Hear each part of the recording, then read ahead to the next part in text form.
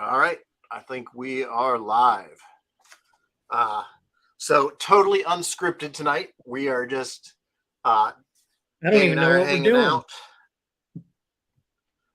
Neither do I. I just figured we've made it through the Kickstarter. It's our first, big project since the before times. And Before times, yeah. thought we might just just talk about what we've been doing. I scheduled this with you because yesterday I did a how to run a game as a story guide video, and I hate doing those. I did everything yesterday morning to not do the video, like every single thing. I was like, well, this isn't working. I guess I can't do a video, and then it would just start working, and I'm like, shit.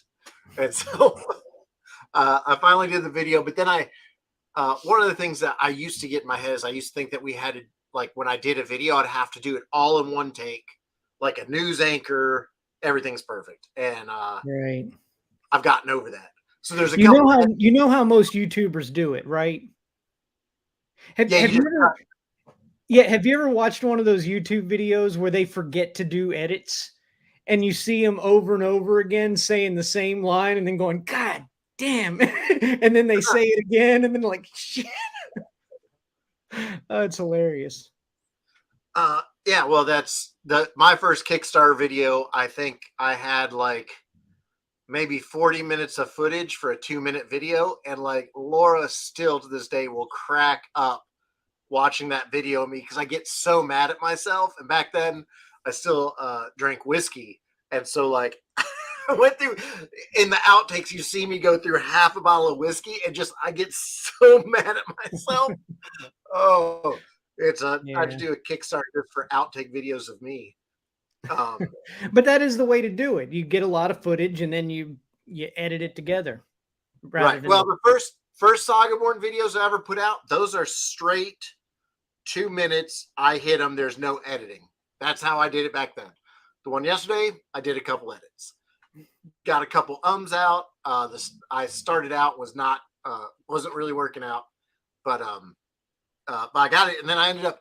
Oh man, I was so scared because then when it started rolling, all of a sudden I did a 12-minute take without stopping, and then I thought I didn't even check to make sure that this is recording right. And I was like, man, if I didn't get this, I'm just out. But it recorded it. Now the camera I had yesterday, I grabbed the wrong camera. I grabbed like a 10-year-old Logitech camera, but I thought it was a newer one. So it's a little bit blurry, but the sound's good. Today got an upgraded 4K Logitech going on. Got a little side light going on. So, trying to do it like Laura does. What kind of light? Like an actual photography sort of light? No, it's funny. We've got so many of those in our house from Laura doing movie shoots. But no, it's just a little light panel that I bought that's for, YouTubers. Right. So I'm after this, I'm ready to start my OnlyFans if this Kickstarter doesn't work out, and we can go from there. But speaking of drinks, I think we're hanging out at MBar, at least over here. You're virtually hanging out at MBar because you live up in the Jersey. So I'm going to make a drink. All right. Did you bring one? What's that? Did you bring a drink? No, I didn't know we were doing that. My drinks are downstairs. I'd have to leave for a minute. Well, I can talk about my, I didn't mean to be this cheap, but I stopped at, sadly, Wally World today because I needed a new litter box. So I got their Oak Leaf $2.99 Merlot, because if there's a way to celebrate that. Huh? Yeah, $2.99. Wow. I know. Apparently it's very hard to open. That, or I'm just rolling bad on my saves. I'm rolling like you do in our game. Do you want to run and get a drink? I can do a little dance or something in front of the camera for people. Yeah, why not? Be right back.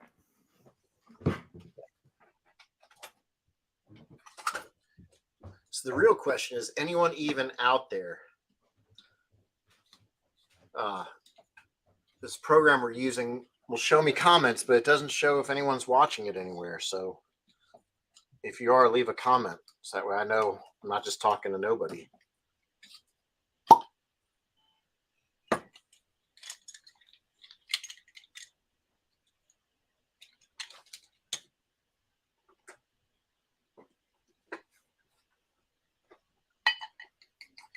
All right, let's see what the High Rollers Club $2.99 Merlot tastes like in my Star Wars Alderaan glass, keeping it classy.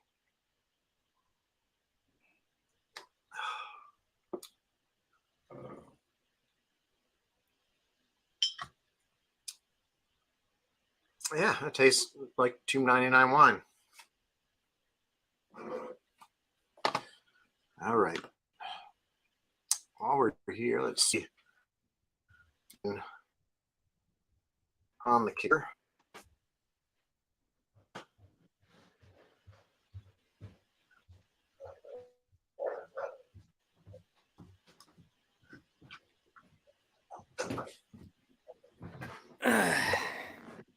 Somebody has stolen my whiskey glasses. This is my last one.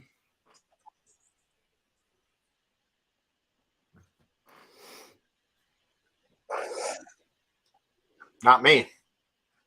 Johnny Walker. Cheers. Yeah, it's this is every bit of $2.99 $2.99 Merlot.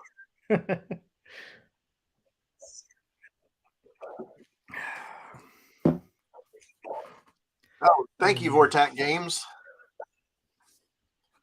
Yeah, we're Dan and I are excited to do the. This has been many years coming since the first game, and happy that so many people are excited about it. So Danny, we've been playing a campaign now for a while, a little over a year, testing out all the add-on rules, crafting, strongholds, stuff like that. And I think you've been playing games with me absolutely longer than anybody else has. So you've seen the evolution of my game mastering, my storytelling, my world building.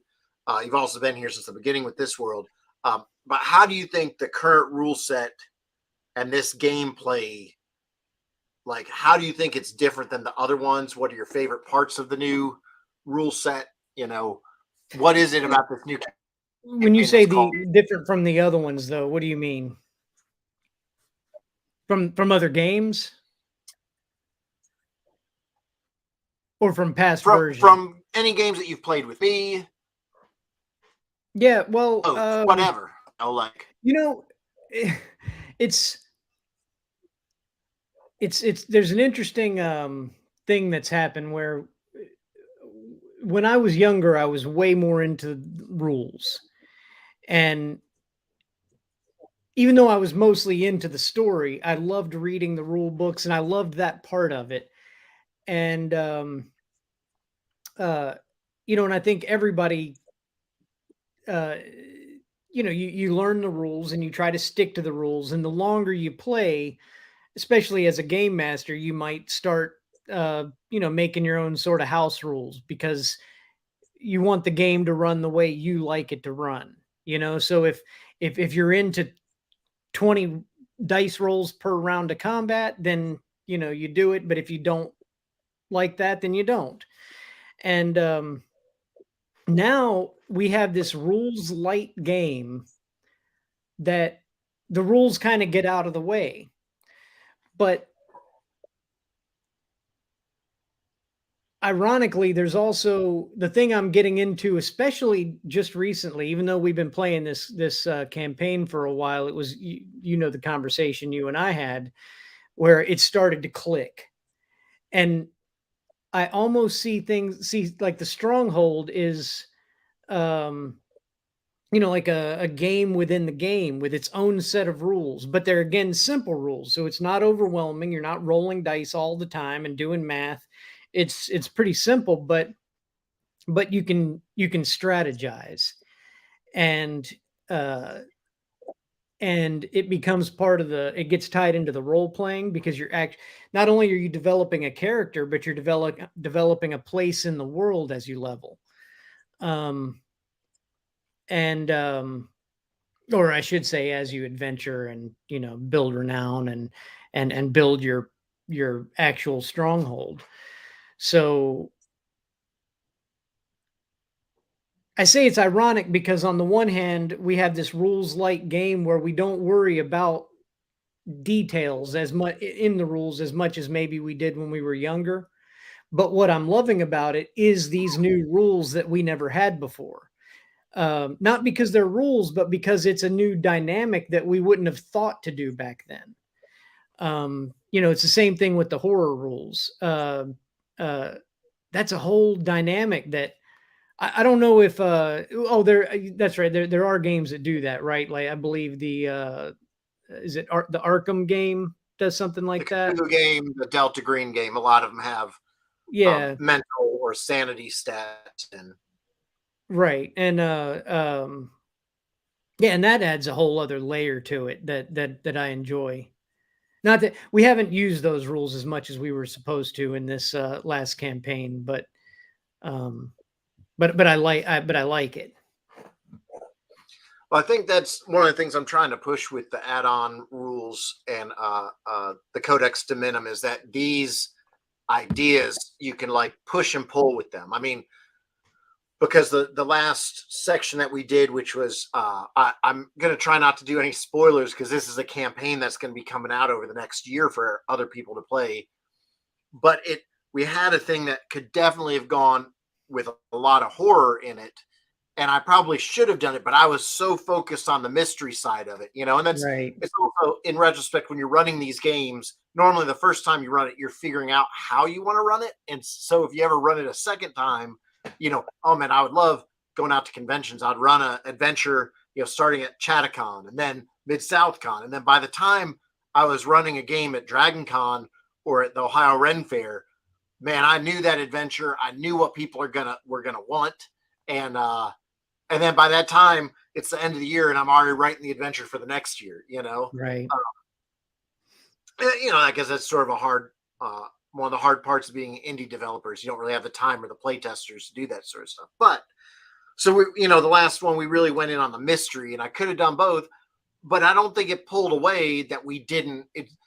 In like one hand, it was almost good that we didn't, because then there's no worry about having our attention divided. You guys were in the mystery, and I love that. Right. For that matter, the stronghold rules live in their own area. That's not something you're worried about when you're just out running around. When you're out adventuring, you're not. I mean, in some level, yeah, you're raising money. You're maybe doing some business for your stronghold, but it's not an integral part of what you're doing when you're out and adventuring. The horror rules are like, you're right, when you're out, I don't want to, I'm going to avoid spoilers here, but a big dramatic thing at the end could have been a great, it was like out of a horror movie. It could have been a great use of those rules. And on one level, it could be a missed opportunity, but I do wonder, I like having the rules. I wonder if, it might not be for every game, because you're right. Like, it could have bogged it down potentially. I'm wondering, I don't know, because we didn't really do it.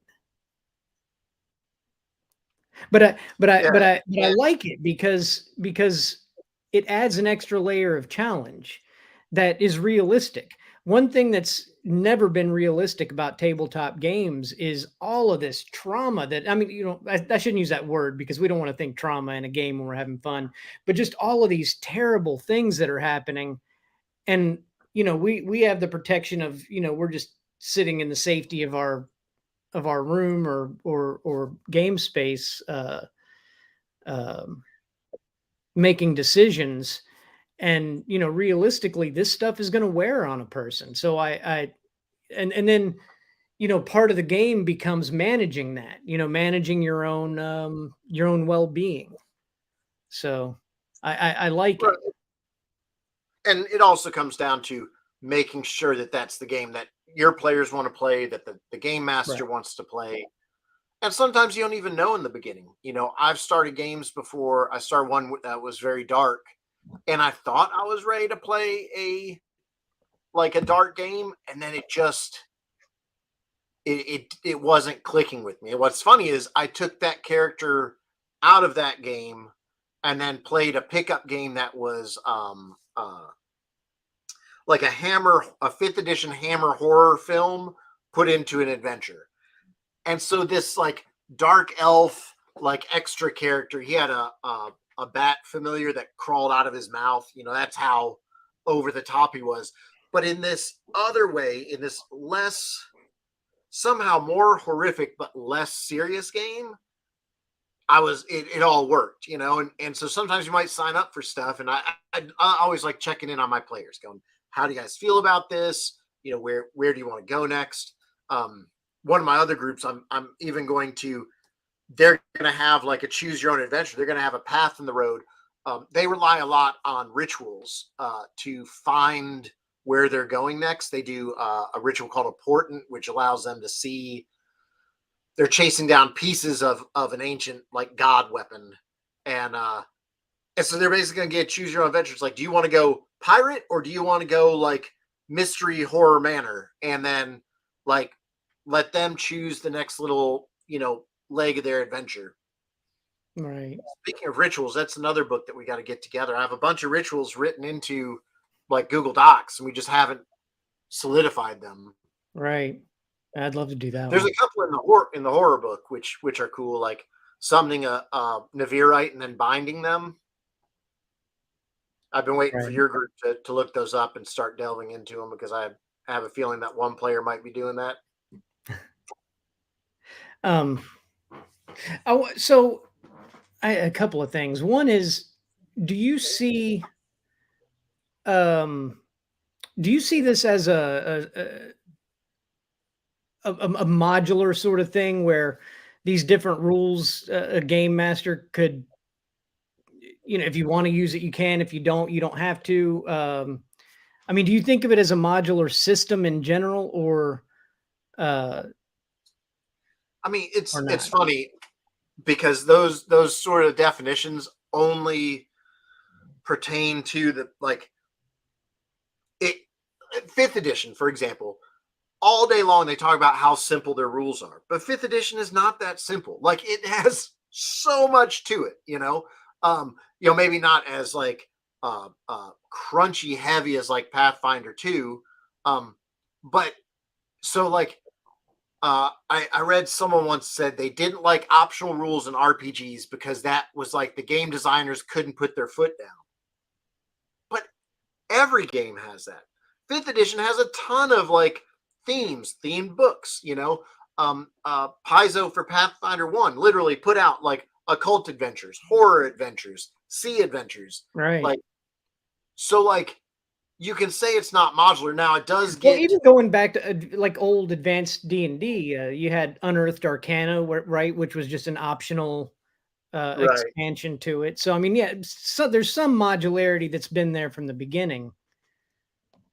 Oh, I think always. I mean, the game master, there's no way whenever you put out a bunch of books where everyone's writing spells, making up monsters, that they all fall back into this core belief of one designer, one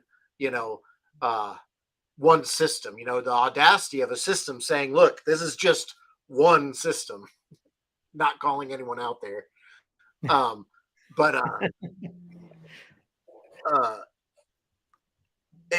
I think it, we played during the pandemic, we played a lot of Cyberpunk, and I really like the Cyberpunk universe. I really like Mike Pondsmith's writing and world building. But even playing in someone else's world by their rules, you're going to find your own set of optional rules that you go, I don't like that. We're not going to run with that. Or, right. you know, he always, Mike Pondsmith, the writer of Cyberpunk, always used to say there are no heroes in Cyberpunk, but you can't help it. People get in, they want to be like a hero, you know, like, Sure. and then who wants to not be a hero, you know, like it's sort of nice to be in a world sometimes where there is, you know, a little bit less, you know, gray, or maybe there is, you know, and so all that to being saying, I think it's always been modular. It's always been optional. And I think presenting it in that way from the start, it's like almost trying to give people permission to do it, you know, like, Right. and I think that's hard. I think a lot of people who like to be game masters, who like to design their own games, there's a lot of them that like this equals this, you know. I remember when I first started SagaBorn, Paul, my brother, started helping me design monsters, and he felt that there was this rigid math for monster design until you get into their, like, we were using Pathfinder at the time, but that was based on D&D.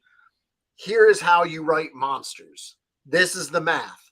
And then none of their monsters go by that math. And it drove Paul, you know, to pulling his hair out. He was like, this doesn't make any sense, you know? And he was like, I'm not using this chart at all. When in actuality, like, I think the chart's a better thing to go by than, you know, I think what he started doing was reskinning some creatures. Like, I'm just going to grab this creature and change these little things, you know, because he felt, obviously, if it's in this book, it's approved to use.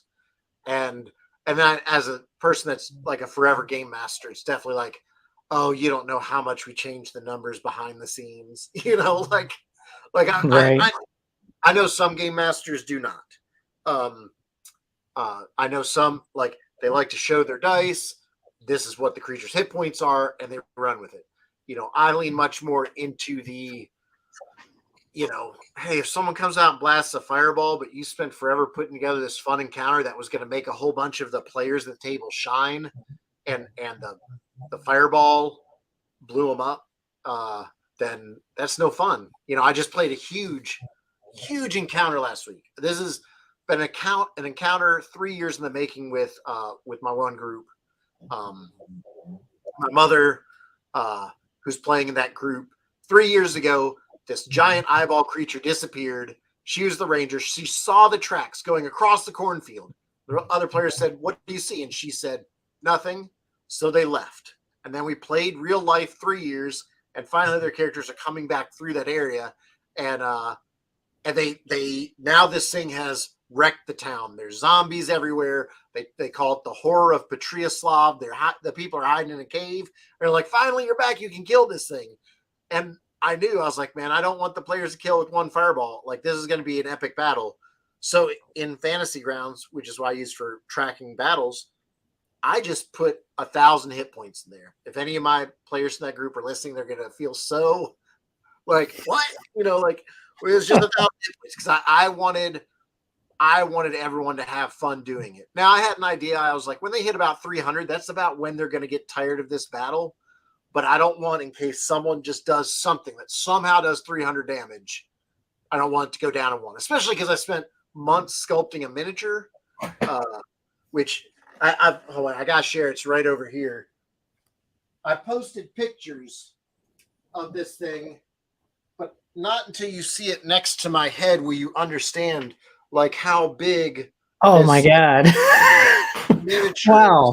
Is. Like, and my wife is also in the group, so like I had to hide this thing from her while I sculpted it. And so like she'd come in the room and I'd throw a box over it. She's like, what are you doing? I'm like, nothing. You know, that's some great. guys get busted looking at dirty sites. I sculpt scary giant miniatures. Well, you know, I think 5 minutes. What's that? Obviously, I didn't want that battle to be done in like 5 minutes. I wanted it to actually right. Like, well, you know, I think there are obviously things that have to be balanced if you're gonna run a game. On the one hand, if you just disregard the rules, then it all becomes meaningless and it's not a game anymore, right? And there's nothing wrong with cooperative storytelling, but I think it would lose some of its tension if there wasn't that fear of something actually going wrong. So there has to be that possibility that things can go very wrong and turn and go sideways. So I think the rules are important.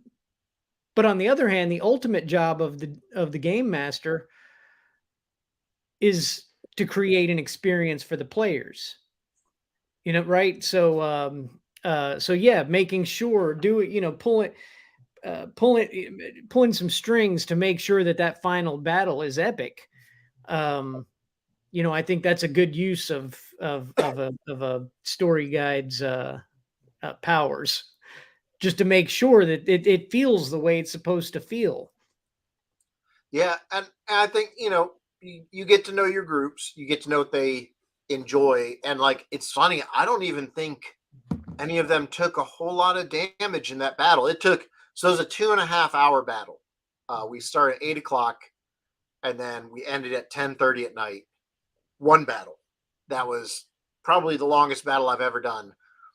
But the thing is it wasn't a slog. It was like, because of SagaBorn's heroic actions, it's like Laura's like, okay, Elliot's gonna run up a tentacle and climbing up it, and then like, sure, let's see where this goes, and she's doing heroic actions with with her. She's got a little monkey tail belt and like climbing up, and the tentacles are trying to knock her off, and like the big thing with the creatures that tried to grab everyone with its tentacles, as well as some other like mental powers.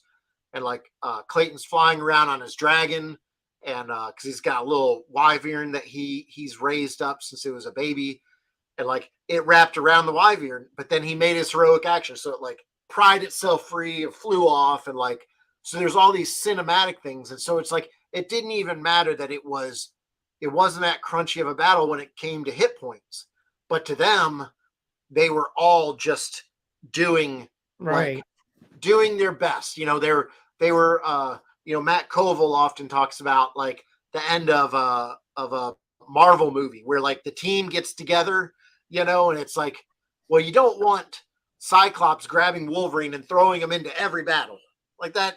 At a certain point, you're like, oh, you're doing the old, throw the guy into battle thing.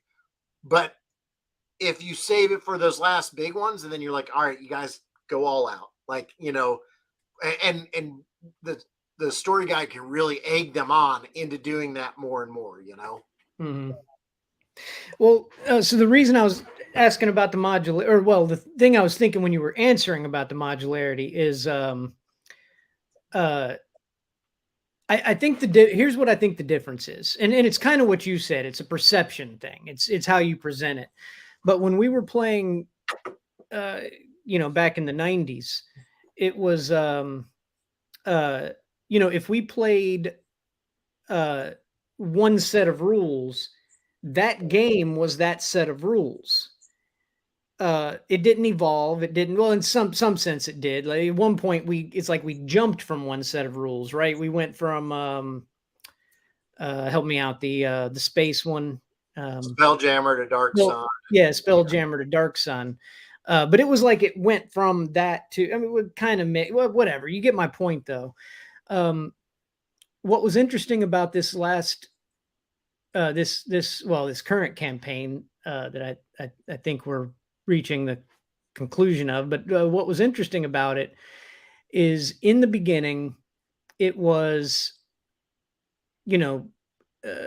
almost every session was some stuff happens.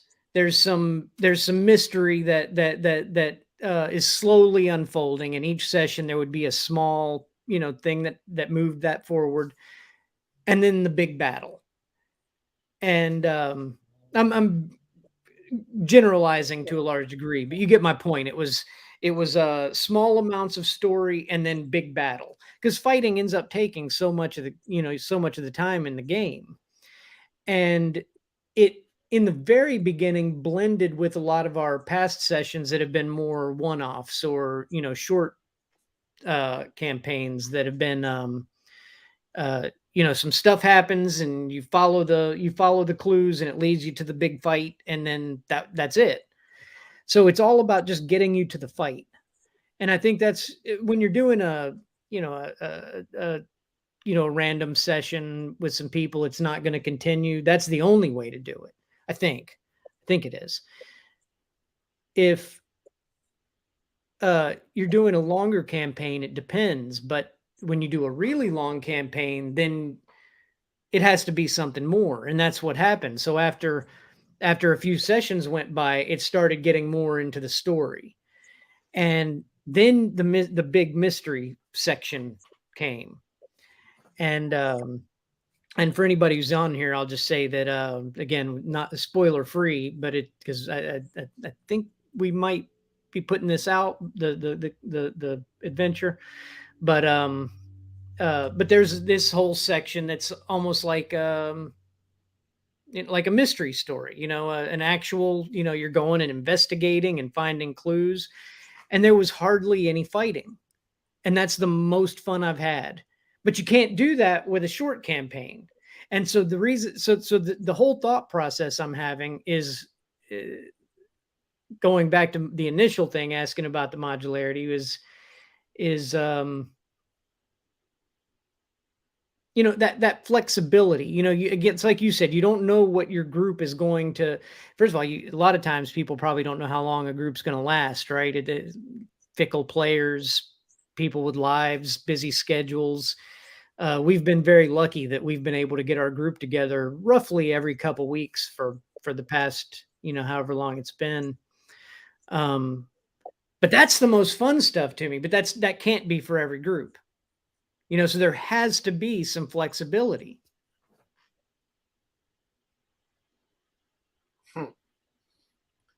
Well, Brian, first, before you guys can steal a submarine, is the whole group has to get back together. Got to bring the band back together. Yeah. And I've been thinking more, like, one of the hard things, we just started playing some Delta Green over here, and that's sort of like, Cthulhu, X-Files. And one of the things that's really interesting about it is you can give someone a character. Go, here's a character. They teach at a university. They're an anthropologist, and they just left CrossFit when they got called into this job. And the thing with that is pretty much everyone can build an idea off of that. Like, everyone has sort of opinions on most of those things, where with a fantasy thing, it is a little bit harder because it's like, okay, you're an Archeon that doesn't like people using ravaging magic. Well, there's no connection there. And so it's almost harder to do. Like, I've been thinking a lot about how do you do small missions that aren't combat centric, but then people would have to understand their character and really get into it. When we played Delta Green, people were arguing as if they were their character. My friend Jeff was playing like an ex-military guy. So everything was about like watching the perimeter, having the right equipment. And in fantasy games, I don't know if they lend themselves to that, Right. But I'd like to do that. I was playing around today, probably because we've been playing Delta Green. I've been thinking a lot about in SagaBorn's universe, like you got the Navirum, which is the other plane, and how there could be like elder gods over on that other plane that are different than the gods that are in the plane of Atheles, the prime material plane, or whatever the mages call it these days. And I was thinking, man, it would be really neat to do some like investigative stuff, but it's like you're in a world that you already don't know. You're playing characters that you can't really identify with, and I'm just trying to think of how to bridge that gap. Like how to make you understand the daily life a little bit more, so you can jump in and play those non-combat oriented games. And the first thing is just the core rule book. We have a pretty small combat section in there, and I think that we have some equipment besides weapons that actually does something in the world. But I think that'd be maybe the first thing would be like building out an equipment list that does stuff. you know, like maybe the magnifying glass gives, you know, a bonus to like skill awareness skill checks when looking for Right. clues dealing with like, you know, I don't know, fingerprints would work, or you know, like and and then the hard thing is also selling, you know, for an indie game, you have such a tiny amount of time to sell someone this is what the game is like. And as a person that's been doing it for a long time, my question is always, am I getting that across? Do people know? You know, that's why I think it'd be really neat if we did a live play session where I'm running and people go, oh, so this is what SagaBorn could bring to the table. You know, this is what's different than the betting game. Right. You know, like I saw recently someone that's designing a new system wants to get rid of all equipment. They said nobody cares about equipment after character generation. And if Chris Evans is still listening, Chris would agree with this because that dude always had at least six how do you say it? Pitons, the little metal climbing spikes. And Mhm. everyone at the table's like, why do you have those? He goes, they're going to come in handy, you know? And it's like, I love that, you know? Like, it's like preparing for something more than just, oh, I need a better sword, you know? Right. And we have a little bit of that with the crafting. You know, I think that, you know, you saw that during our current downtime in our group where it's like, oh, well, I can make these poisons, and the poisons really have some different Right. effects, you know? Um, in fact, I want to talk to you about it. I don't know if you noticed, but I added a blackjack to Mhm. our equipment guide. So it does 2d6 damage, but only when people are unaware of you. And it only does subdual damage. You know, because it's like people get knocked out all the time with that. But I thought, oh, it's perfect for a rogue because if you're getting sneak attack, to add to that, but it's only subdual, and then you add like conk to it too. Something just fell down behind me.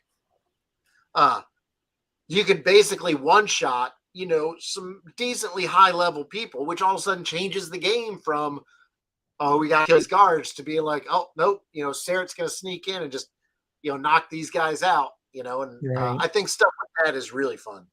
Right. Um,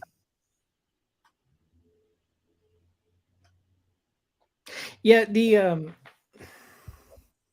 I don't know if you could tell, but and I don't want to. This is the last thing I don't want to harp on this too much, um, but uh, but something shifted. Like there was one session in particular where we went from uh,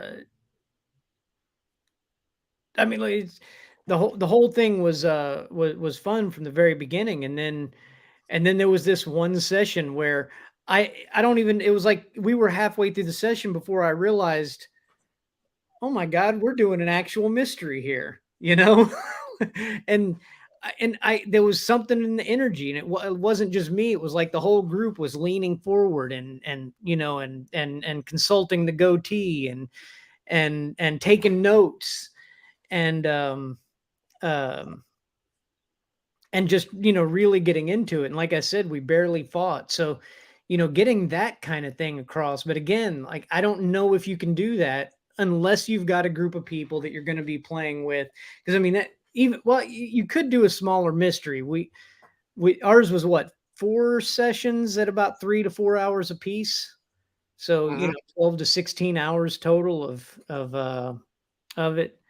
And we got pretty deep into it, and it was there was a lot of twists and turns, and I imagine you could do that on a scaled down level, but I think it'd be a lot harder. It's tough. How do you get that kind of thing across if you're doing a pickup game with a group of people that you just met or something like that? People that you're demonstrating the game to, and I don't know. I think I think it really depends on what other games the players have played. Um, I When I first put out SagaBorn, I had actually had very limited exposure to other games. We played Pathfinder, D&D, played a little bit of Cyberpunk in the '90s, um, I'd read a couple rule books. Really, SagaBorn was just, oh, this is the D&D I want to play. But now that I've played a whole lot of other tabletop games, I realize how much cooler it is just to have a more open mindset to all of it. You know, like it's funny when I talk to D&D game masters about Cyberpunk Red, and they're like, "Oh, well, do they have a monster book?" I was like, "You don't really need one. They've got like, I mean, they put out some stuff now, like some specific bad guys, and that's useful. But in reality, they've got 3 bad guys. They got, I think they call them like a mook, a regular, and then like a boss. So anyway, it's like it's 3. That's all you need. And Aiden, who plays with us and writes with us, when he first started playing Cyberpunk, he's like, "This doesn't make sense." I'm like, "Dude, you're gonna find out. That's all you need to run this game. Like, you don't need 20 monster books." And he ran it, and he was like, "Holy crap, dude! Nobody even knows it was just the same guys over and over again with different skins, you know." Right. And then what, with Cyberpunk, I realized how much story and making people feel like part of the world mattered, you know. And so I you can use language in your game to get people going. But it is hard. It's really based on people's exposure. I ran one adventure for a whole year. In fact, it was a failed adventure at my home game that didn't go over well, but that was the session I was going to run for the rest of the year. And I played at different conventions, and most of them were pretty straightforward. And then I hit a convention where everyone in the group must have played a lot of other games, because it was a heist, and it was not, we're just going to go in and blast and kill these guys. We played for like 3 hours of them planning of what they were going to do, so much so that we didn't really have a whole lot of time to fight once they got on the boat, but they were so prepared once we got there that it just like, it happened for them. And then I started really thinking, man, like when I do adventures, it needs to be like to push people towards the planning side of it and not just the execution, because that's the fun stuff, Brian mentioned the submarine earlier. Like my Cyberpunk game, that's still, they're floating in limbo. They're trying to figure out how to go get on this submarine, and they have all these sessions of things they're doing to prepare to get on a submarine, and that to me, like, well, I got some fun stuff planned when they're on the sub, but that's a different story. The real fun part is the getting ready there. Yeah, no heist movie is good if they just rush into the hotel and start shooting everybody up, and you're like, well, they approached this in a very, big dragon way, Right.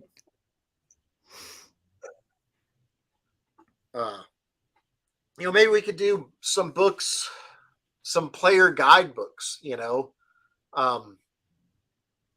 or just what I did with you guys when we started out that mystery one. I told you guys, hey, just, this is going to be a mystery, and you're not going to solve it in one in-game night.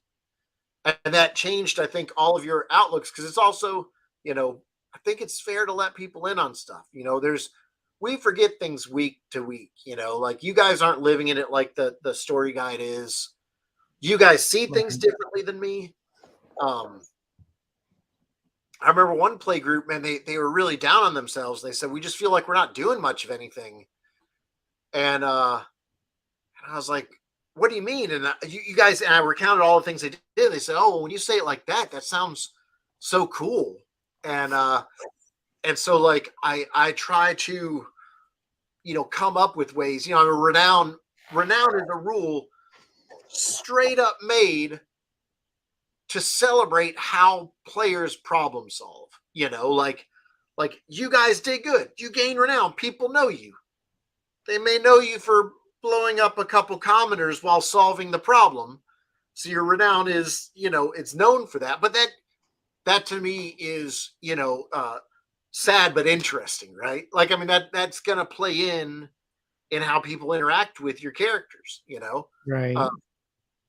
And and if we're going real deep, like it could be, something that really is interpersonal between the characters. There's no real way to to gamify that. Well, no. In the Game Master Guide, what is it? It's like basically we did it once with your group, and I've done it a couple times with my other group, where you basically, while traveling or have downtime, you roll on the chart and you see basically if you annoy another person in your group, and still to this day we have this thing in my other group where Clayton and Remy rolled on it, and Clayton is just upset because they found out that Remy is part Navirite. Like he just can't get over that, and it keeps coming out in little ways.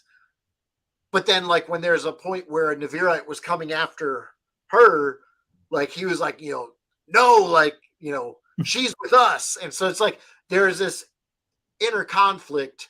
But then when it mattered, it came out, and it made him coming out and standing in front for that battle even more important, Right.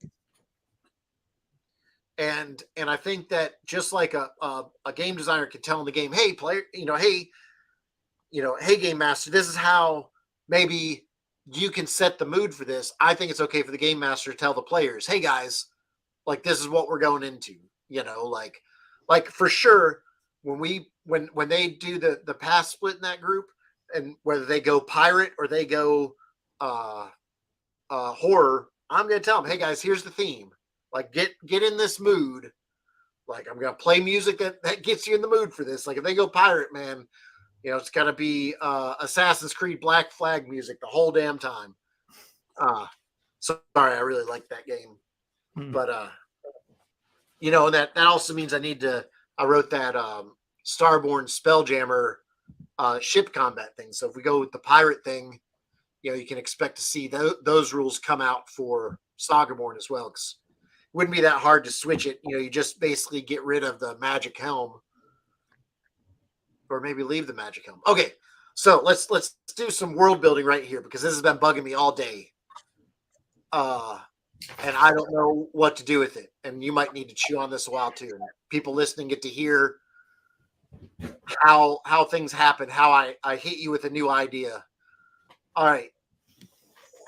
So in the world happening right now, in your game, in the other game, in the fiction, if I put out like a newsletter, I should put out, every time we put out a saga, there should be like a little in the world gazette that talks about what's happening.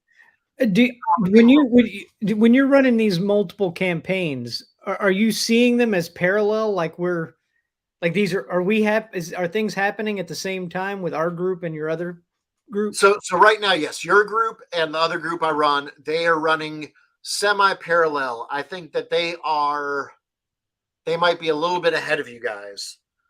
Interesting. But so yeah, so if Uthgard is invading Tyrion in your timeline, it's also doing it probably in theirs. So it hit me. So we have Uthgard, giant kingdom. Magic's been back for about 30 years, so it's starting to probably get more normalized. People are starting to, if they're not burning people at the stakes for it, they're going, oh, this person can make a lantern that doesn't take oil, so you might actually see some magic items out in the world that like are more permanent, or maybe a capitalist, like, oh yeah, come back every week and I'll recharge your lantern, because as you've seen, that Uthgard has the Ministry of the Arts, which is sort of licensing magic. They're monitoring magic.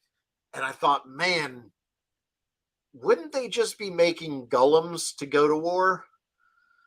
But then, like, there's a part of me that likes a low magic world, and that is not low magic. Right. But damn if it doesn't make a lot of sense, right? And maybe my love for a low magic world is like, I mean, it can still be special. It can still be super scary. It would take. Well, listen, why don't you think of it like this? It was a no magic world. Then magic returned. And it became a low magic world.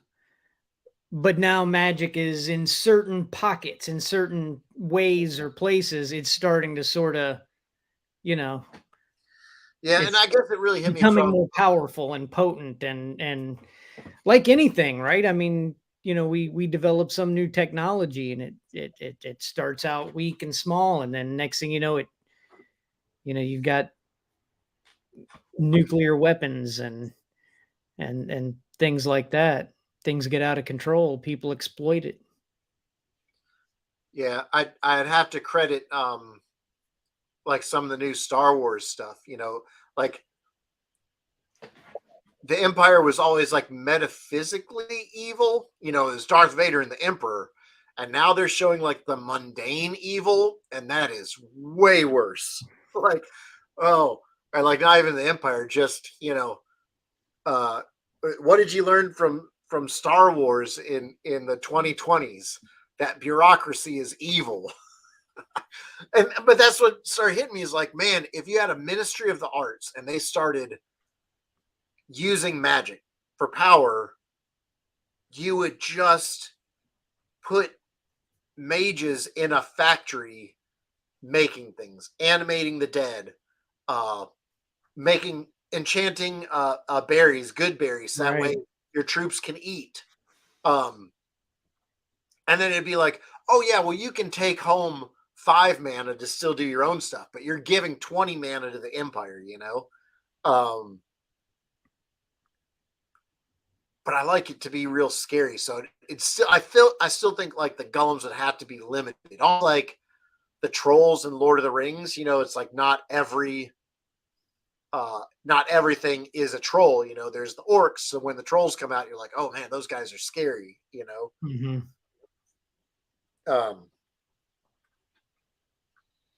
But I don't know. That's we can also come up with obviously like almost like 3 timelines of adventures, I think, because I love the idea of when magic is real rare and like you wanting to hide it instead of hiding it because I don't want to be captured and licensed. It's like I don't want people to find out because they look down on it. It's funny. Maybe my view of magic is changing as we get older and the world changes, right? Like when we were younger, like we were the weirdos, like we're the guys with painted fingernails and earrings and wearing dark shirts and so we were like the mages that everyone like put down, right? We didn't do what the authorities said we should do, and now we're like, oh shit, we're just accepted, and now we're like codified and commodified, and we're packaged to sell. I think it's very weird. I don't know if you heard this, but Wizards of the Coast advertised that the kids from the D&D animated show are an Easter egg in the new D&D movie. Like they pointed that out. Do they not understand how an Easter egg works? Right. And also the guys on the video, they're poor kids. Wake up Easter morning like, there's your egg. Oh, not even that. It's just like telling someone, hey, you're going to get exactly 1 egg on Easter. And it's going to be an egg that you don't even really like. It's the egg that your dad used to watch on Saturday mornings. But like on the Vintage RPG Discord, they're talking about this. They're like, who is that even for? Because that cartoon wasn't that cool when we were younger. It was just all we had. There were much cooler cartoons, right? And like yeah, for me, I didn't watch it.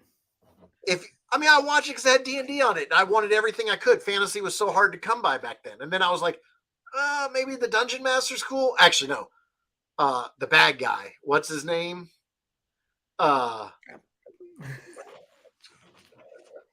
Something like Fringer. Someone tell me. There was a floating guy with a pointy hat, right? This was a guy, Venger, one horn. He had his one horn. And he floated around? He might have floated around. It was like a red hat with one horn. And then there's another bad guy that was much cooler that was basically just like Death Dealer with all the serial numbers filed off. Right. Those guys would have been cooler to have in the background, like the kids. But also they told us, I don't know. It's just so weird. Venger? Yeah, Venger.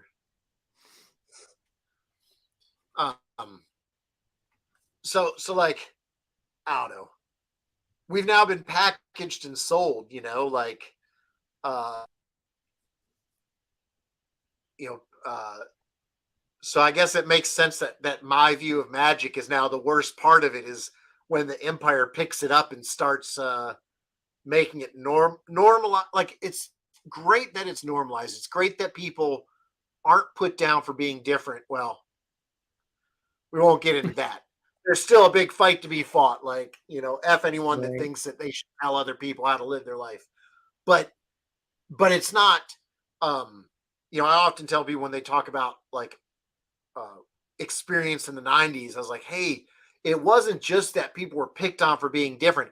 It was sponsored and pushed forward by the authority. Oh yeah. Uh, when I was pinned down, uh, trying to be on the football team, and those guys like cut my hair, the coach watched it happen and laughed. Like that's just what people go through. He shouldn't have had that stupid hair. Right. And so I'm so glad that we moved past that. But then it sucks that now, like, that's just, once again, the serial numbers are filed off and it's put out, in its own little package in Walmart to be sold. Sort of a Um, double-edged sword, isn't it? This goes back to the thing we just put out on the saga that we were talking about. Um, but it's something that just now occurs to me that so I mean I literally watched with I remember the day.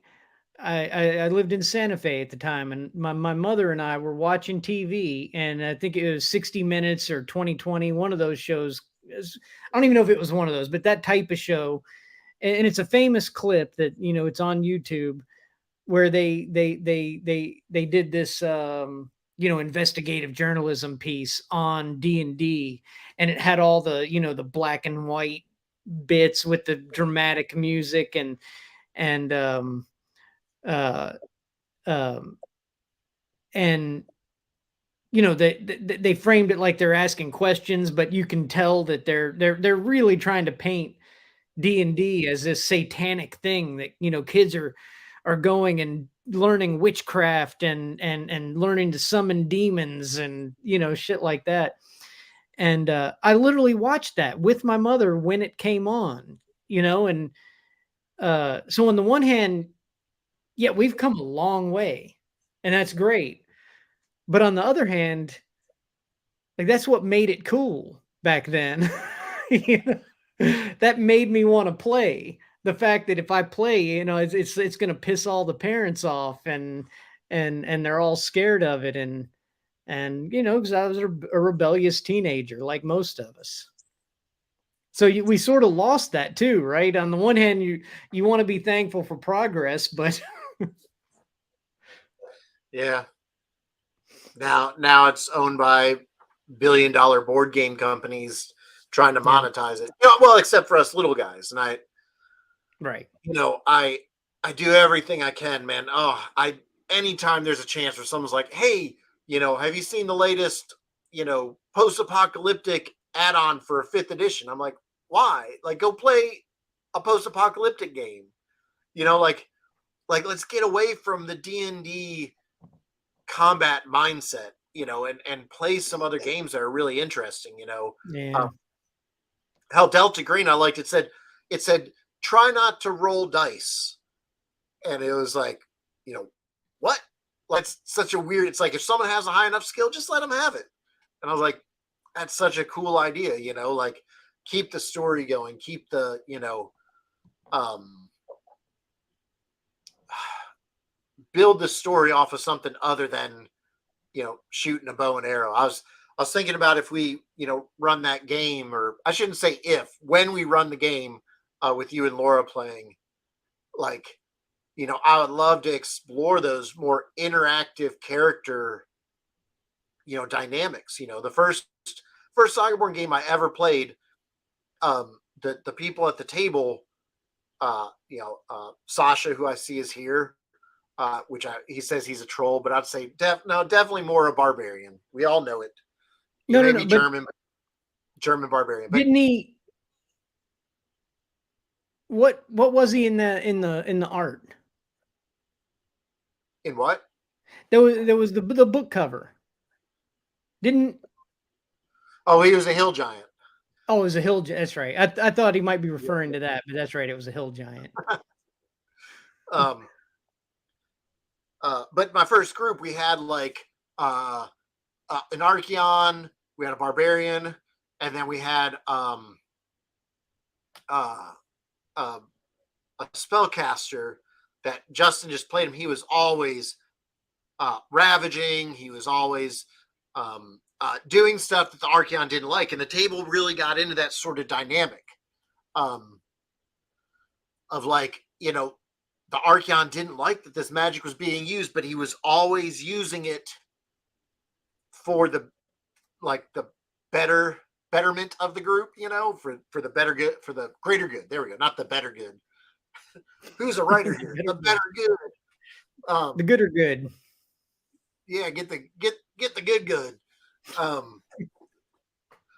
And so it'd be neat to see that explored a bit, because I think that could then bring people to the table, because Archeons are really, you know, like it's something totally new. You know, it's like where is their place, and I think that we could do a whole book just on them. Yeah. And I don't think a game book would serve it well. I think it should be like a fictional book. Like, here are 4 stories of 4 different Archeons and how they deal with magic. And I've been thinking more about that anyways. You know, I mean, I wish more people read books. Oh, but we can just have AI read it on YouTube for us. There we go. We'll have audiobooks from easy. And that's our friend AI, not a computer. By the way, one of my dogs farted, and it is not pleasant. I'm glad that will live on forever. Yeah. Hey, dogs fart sometimes. No, that's been one of the challenges, I think, is and you know, it's funny because I've been, and anybody who doesn't know here, I'm you know, a co-writer and contributor on a lot of this stuff, but I'm definitely not you know, Mike is definitely the system developer. But even with all of my involvement, you know, we started playing, and I didn't play an Archeon, but I had a hard time getting a feel for, like, I kept thinking if I was playing an Archeon, it just seems like there's a lot of potential there, because it's like there are story possibilities built right into some of the classes and a lot of the rules. And it was the same thing when we just recently went over the stronghold rules on the phone, or went over, you know, how to use them, because we were missing so many opportunities. I'll only speak for myself. I was missing a lot of opportunities. And so, you know, you lay the groundwork, you plant some seeds, and as a rules developer, that's all you can do. But you hope that, you know, these dynamics that you've put in there specifically to create interesting dynamics and tension are picked up by the players. And, you know, other game masters, and the, you know, the question is always, how do you do that? You know, because I think the problem with me and like the stronghold rules is I still was stuck in the old mentality. You know, I'm used to playing a certain way, and now we're introducing something new, and I see the potential from the beginning, but I wasted it for a lot of the game. And you know, and now that we're getting close to the end, now I'm starting to really get into it, and I'm realizing, oh, there was so much storytelling potential that, you know, my mind was just on adventuring and dungeon delving and, you know, all of that stuff. So yeah, how do you convey that is always the question. And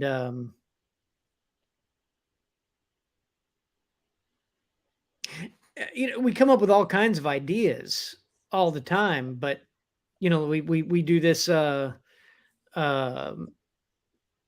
this upcoming campaign and we make it public. That's great, but not everybody's going to sit through that. You know, um, I like what you said earlier about having um, certain rules that are for socializing and like you mentioned we did that. You created tension in our group too, between me and our mage, um and and that really did get interesting. um we still had each other's backs. It didn't feel like like it was creating a negative energy in the game. It added a new dynamic. And so, well, but that doesn't I don't know. I think fiction is a good idea, but again, not everybody reads. It, you know, it all depends also on how it's presented, where people come from. I mean, at this point, Vortac Games earlier mentioned playing for 43 years. Like me and you have been playing for many, many decades. And, Mhm. we really started out about the time when the idea was gold pieces equal experience. Like that was first edition, you Yeah. know? Um, and then second edition, to me, still those rules seem so weird, right? Like, I mean, I love them because they're so weird. Like Player's Handbook Druid, like what you couldn't advance to being a level 13 or 11 druid until you either killed or the other druid retired. Um, and like, what a weird thing to put in the game where basically, like, oh, you can play a druid, but you can't advance past this certain level unless you do this thing. Like, I love the specificity of it, but it's also just really weird. And then did that play into, like, why did our age group love druids so much? And I just read druids are the least played class in D&D right now. And it's like anyone from our age group would be like, what? Uh I my first thing was, well, obviously there's a bunch of players out there whose girlfriends aren't willing to be the healer in the group then. Right. Um, Um, so there's also where you come from. When I'm playing up at the Ohio Renaissance Festival now, we have some employees that are, I mean, they're probably the age of what my kids would be if I had had kids. They are the critical role generation. So it's like story. It's like like um they approached an encounter so differently than my brother and my sister did that it was like, wow, there's a whole new generation that plays in a whole new way, you know. mhm. Um which is neat, like, I would hope that our game would filter down to people being multi-generational. I don't just want to sell games to 40-year-old people. I'd like to think that our world and our stuff is a little bit more universal than that. I'd like to create those lasting stories, and the only way I can do it is I'm not I'm not as good as you at sitting down and doing these long epic things, which, by the way, congratulations for finishing first draft on your book. Thank Like, you. cheers to that. That's amazing. I'm out, but I thank always you. thought that I would have written more books by the time I was this age, and I haven't. But I've written other types of books. And then the way when I play games with people, I go, well, maybe, I once told our friend Lonnie a story.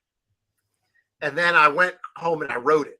And he read what I wrote and he said, that's the most boring prose of an exciting topic that I've ever read. He said, record yourself explaining it and then write it like that. And I don't know if I have that.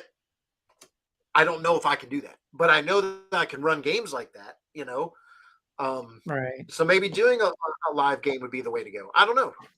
I'm willing to try anything. But I do agree with you. Like, I think the time of writing rules, I would just really like to dig into the world. I recently reread The Elves of Uteria.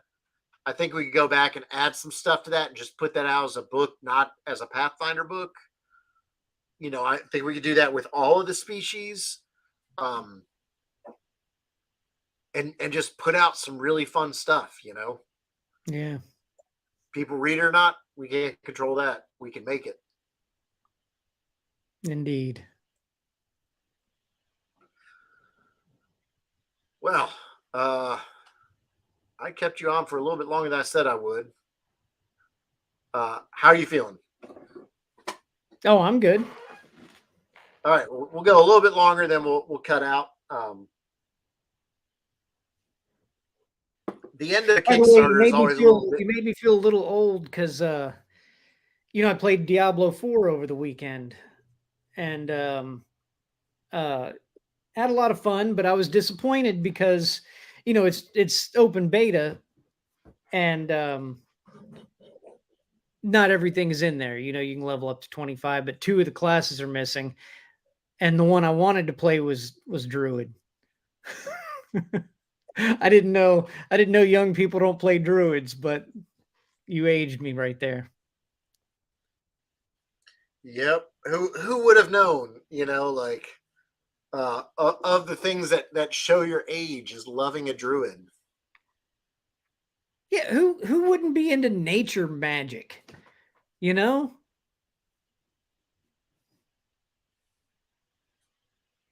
Oh, next weekend they're going to include them. I have to get my rogue to level 20 though. They give some if you get a character to level 20, you get some reward, I think, when the game comes out. I don't know what it is.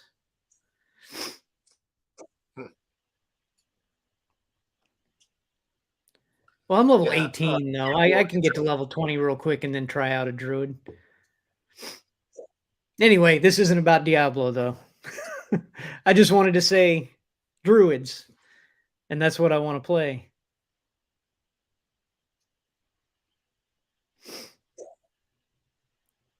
A cosmetic wolf backpack. Interesting.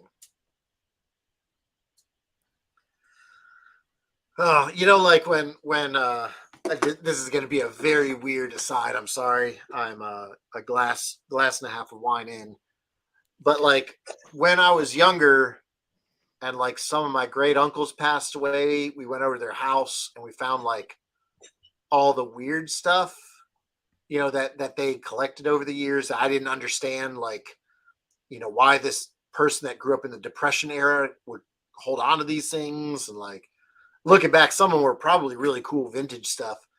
But so like in 20 years from now, in like a post-apocalyptic wasteland, when the kids use their AI to dig through our leftovers, they're gonna be like, "Ooh, look, Dad had a cosmetic wolf backpack. I didn't know that." It's like they drag it over their like digital augmented reality thing, and like, how weird is it? If I could go to my grandfather and be like, "I'm gonna pay extra for DLCs for stuff that doesn't exist but looks cool," he'd be like, "What is wrong with you?"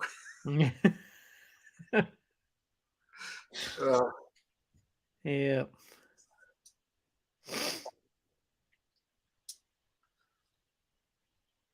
But then again, I mean, I'm talking as now a person that just makes digital art. Though I am excited. So the people who did back at the highest level on the Kickstarter, I am going to do a digital sketch, print it out, render it in ink, so they will be getting actual real media. Because while digital stuff has made making art so enjoyable to me, I do miss having those real life things to give to people. Mm. They're real artifacts. Guess I could give people NFTs. I agree. I don't know. I was an early adopter of ebooks, And I'm talking about even before, like there were no Kindles, there were no iPhones. I was, I was reading.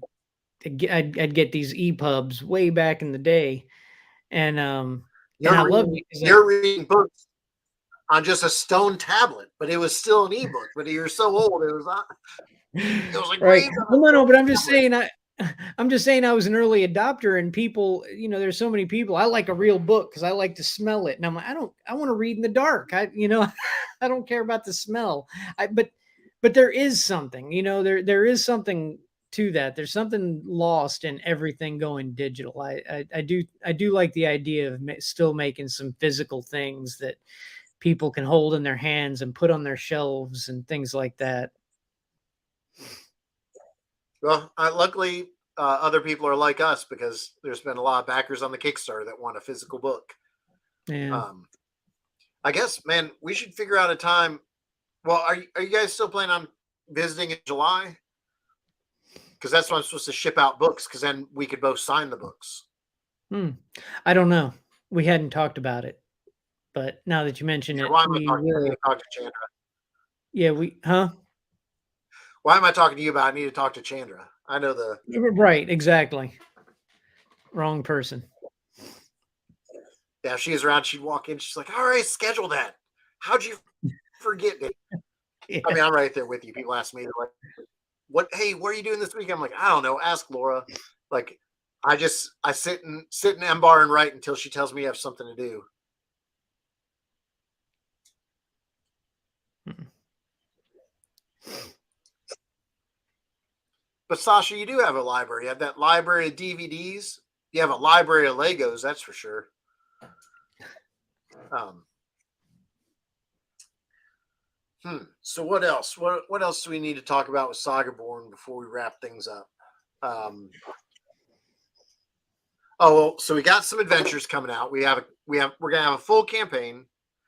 Um, I got that first adventure that literally I had it ready to go out, and then the pandemic hit. Like I exported it on April 10th, 2020. And I think that's when I realized like how messed up everything was gonna be. And then it never put out. So that's gonna come out like, tomorrow or the next day. Got the campaign. You said you wanted to write some stuff. I really want to do some loose, quick adventures, maybe just to like lure people into SagaBorn. I guess Mhm. we need to get the NPC codex out, and that's going to have all the characters. I've already got it written. It just has to be like tuned and then put into InDesign, and that's going to be um, every character class from level 1 to level 8.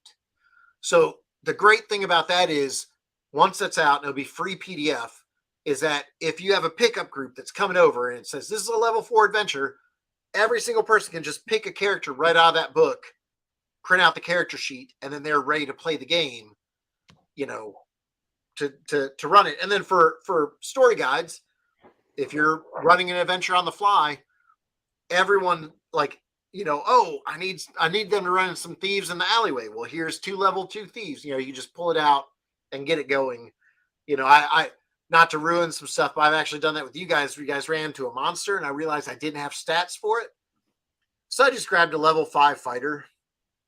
I'm like, yes, that creature has these stats. You didn't even notice, So Right. we got the saga coming out next month, which that comes out every 2 months. This upcoming one is about magic. I need to post. I've got a survey up for everyone to answer what their favorite type of magic is. We've gotten some responses already because I thought it'd be great to have like a reader section of like, here's the magic I like, because I know me and you are pretty opinionated when it comes to magic, but it's cool to hear what other people want as well. No, that's good because a lot of these things we do for the saga, even with that, I wondered, am I? You asked me about my favorite magic systems. We go back and forth. Um, I think we touched on some interesting topics. I think it's an interesting conversation, but are we tying it back to SagaBorn, which I think is the point enough? And so I wonder, I hope I'm not taking things off, but you ask a question, and I, that's what I think about when I think about magic. I think about those things, the things that don't even necessarily work in a gaming uh, context, but because there wouldn't be any rules for that kind of thing. I'm trying to rein this in because I'm realizing I don't want to spoil the article for when it comes out, but I also nobody knows what I'm talking about here, so I'm trying to rein this in. Yeah, well, they got what, 10 days, and they can. But my point of that is just that it's just the two of us. So yeah, I'm curious to get other opinions on it. Yep. So I'll put that survey out. So we got magic. I think I'm discussing magic, like creating a magic system, because even though SagaBorn 1.5 is here, I'm always like, oh, do things need to be tweaked? Do we need to have different magic items? I'm really happy where we got magic in the current system. I guess it's just like, as always, how can we add to it? Does there need to be an article for the Codex Dominum that makes it easier for game masters to bring new magic into the game, and I think I'm working on that article, or maybe not. Maybe I'm just making it up. You never know. But anyways, it's 8:23. We've had a great night celebrating the final 24 hours of the Kickstarter. I'm excited to get back to, during Kickstarter, it's always the grind of the Kickstarter, promoting stuff, writing updates. And then once it's over, I get to jump back in and just spend time on the book. And I'm looking forward to that. So, hey, Andy. Oh, what's up, Andy? Got here as we're signing off. Although let me clarify, because I just realized how to explain the thing I was stumbling on just a minute ago, and that's just that when we do these conversations for the saga, I think I wonder if I'm thinking too much fiction, and where you might be thinking gaming. No, I don't think of it that way, because especially with magic systems, there really are two different things. But I think of a gaming magic system as fiction. Everything in SagaBorn has always been like, how do I make the fiction but come alive for the people at the table? So yeah, you have to come up with codified rules, but I've always been right. But that was a lot of what I was saying, was talking about when there are codified rules. I feel like it takes something away in fiction. I like when there's a mystery to it, so anyway, that was the point, was, that I never know if we're, because my mind is always on fiction. I think your mind is usually on gaming. So if we start having a conversation where there's that sort of overlap, I'm not sure if we're having the same conversation or not. But more importantly, I don't know if the people reading are interested in my perspective if I'm only talking about fiction and they're looking at it from a gaming perspective. Because we went into this whole thing as, it was fiction and gaming. Yeah, I don't know if it's gaming. I think it's just always the same world. It always comes back to Euteria and how stuff works there. And then because the main entry point to that is gaming, then it does come back to the gaming, but really it's always just how it would work in the world. Like when I look at the magic system we have in there, it's like, how would this really work? Which is why we did all the elemental spells and the Archeons, and when people say things like, well, I don't know, is an Archeon really an interesting class? I'm like, I don't know, but they exist, so it's in there. Play it if you want. I think it's an interesting class if people can dive in and really figure out the DNA of the class and give it the drama that it deserves. Yeah, and I think one of the hard things with that is everyone understands a mage, everyone understands, a ranger. Apparently, no one understands a druid anymore. They should, but the Archeon, like, it's really something that we have, and I think that we really need something out there to define it. Yeah. Whether it's stories and some of the art, like, I mean, even the art's real weird because people look at it and they're like, wait, that guy looks like, what was the Hugh Jackman film with Dracula? Who's the guy that hunted Dracula? Uh, Yeah. How do we both forget that? I didn't. It's you asked, and your question made it evaporate from my brain. Yeah, so we have one Archeon that looks like Van Helsing. Van Helsing. Yeah, overcoat, wide brimmed hat, like a whip at his side, and you're like, okay, that's cool. And then the next picture is a guy in full plate armor. You're like, what is that? And then I've got a design for it's a mix. I call it the Inquisitor, and he's like an Uthgardian Inquisitor, and he's basically half Archeon, half mage. Thanks, Sasha.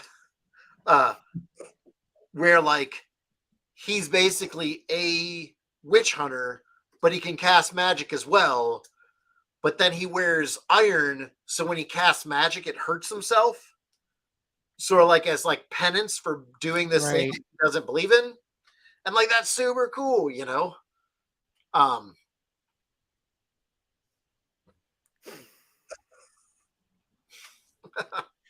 I never saw that movie.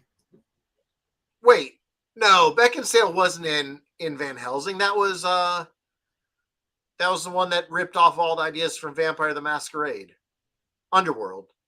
That was Beckinsale. Or was she in that one as well? I never saw any of that. Well, all of them were fun. Yeah, I know that's what you define as a good movie, is having fun. So, yeah, it's all that matters. But all right, so with that, it's 8:30. Thanks for everyone that hung out with us throughout all this. Thanks for everyone that backed the Kickstarter. Y'all are amazing. Appreciate every one of you, and we'll catch you on the next time we go live. So until then, as always, adventuring.